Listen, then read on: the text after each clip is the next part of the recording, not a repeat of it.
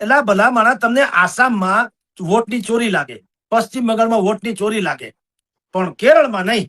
ન્યા જનાદેશ. કેમ ભાઈ? તમે જીતી ગયા એટલે જનાદેશ, અને ભાજપવાળા જીતે એટલે વોટની ચોરી. એટલે આ બધા નોનસેન્સ લોકો છે ને, આવા લોકોને કારણે જ આખો દેશ વિપક્ષહીન થતો જાય છે, કારણ કે એનામાં બુદ્ધિનો છાંટો જ નથી. હમણાં એક સોશિયલ મીડિયામાં જે આવ્યું એક ઠઠ્ઠા ચિત્ર એટલે કાર્ટૂન આવેલું કે વિપક્ષના એક યુવરાજ એ આમ બેઠા થવાની તૈયારીમાં હોય ને કે છે કે બસ હવે 1-2 રાજ્ય રહ્યા, ઈ પણ વયા જાય એટલે મારી જવાબદારી પૂરી.